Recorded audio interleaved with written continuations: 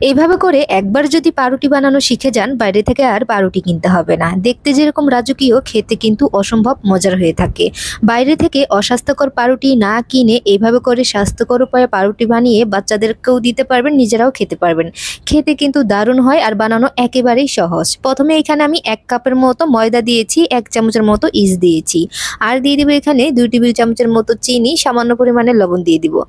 দেয়া হয়ে গেলে শুকনো উপকরণগুলো একটু হাত দিয়ে ভালোভাবে করে মিক্স করে নিতে হবে। অবশ্যই এইভাবে করে মিক্স করে নিবেন, তাহলে পাউরুটিটা কিন্তু অনেক বেশি সুন্দর হবে। তারপর দিয়ে দিবে এখানে 2 টেবিল চামচের মতো তেল। খাবারের যে সয়াবিন তেল আছে ওইটা দিলেই কিন্তু হয়ে যাবে। তারপরে হচ্ছে আমি হাত দিয়ে আবারও ভালোভাবে করে মেখে নিব। মাখা হয়ে গেলে এখানে একটা ডিম দিয়ে দিতে হবে। ডিমের সাদা অংশটা আমি দিয়ে দিব, আর ডিমের কুসুমটা কিন্তু আমি রেখে দিব।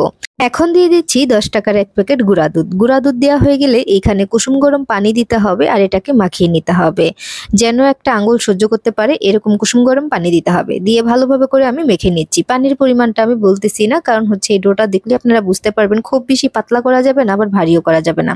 তো এরকমটা করে নিয়েছি, আর উপরে 1 চামচের মতো ঘি দিয়ে দিব, সুন্দর একটা ফ্লেভার আসবে। অবশ্যই চেষ্টা করবেন 1 চামচ ঘি দেওয়ার, এতে করে কিন্তু ইস্টের গন্ধটা করে না।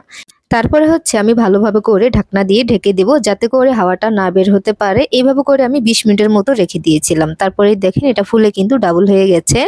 এখন হচ্ছে এটাকে ভালোভাবে করে মথে নিতে হবে। পাউরুটিটা যদি পারফেক্ট বানাতে চান তাহলে 5 মিনিট ধরে এইভাবে করে মথে নেবেন, তাহলে পাউরুটি পারফেক্ট হবে। আমি ভালোভাবে করে মথে নিয়েছি। এখন হচ্ছে এটাকে বেলে নিচ্ছি। মোটা সাইজের একটা রুটি করে নেব। নেওয়া হয়ে গেলে এইভাবে করে আমি নিচ্ছি। কিভাবে নিচ্ছি আপনারা একটু খেয়াল করলেই কিন্তু বুঝতে পারবেন। তারপরে আমি ভালোভাবে করে রোল করে নিয়েছি। এবার হচ্ছে যেটাতে আমরা সেট করব, মানে হচ্ছে যেটাতে পাউরুটি বানাবো, ওইটাতে একটা পেপার বিছিয়ে হালকা একটু তেল ব্রাশ করে দিয়েছি। এভাবে করে আমি আরো 10 মিনিটের মতো রেখেছিলাম ঢাকনা দিয়ে ঢেকে। তারপরে হচ্ছে ডিমের কুসুমটা আমরা ব্রাশ করে দিব। ডিমের কুসুমটা দিলে কিন্তু সুন্দর একটা কালার আসে, এই জন্যই কিন্তু ডিমের কুসুমটা এভাবে করে দেয়া। আর উপরে কিছুটা চেরি ফল দিয়ে দিচ্ছি, এতে করে দেখতে অনেক সুন্দর লাগবে। তারপরে হচ্ছে আমি কিছুটা সাদা তিল দিয়ে দিলাম উপরে, এতে করে আরো দেখতে অনেক বেশি সুন্দর লাগবে। হাতের কাছে থাকলে দিবেন, তা না হলে স্কিপ করতে পারেন। এগুলা না দিলেও কিন্তু পাউরুটিটা পারফেক্ট ভাবে হবে।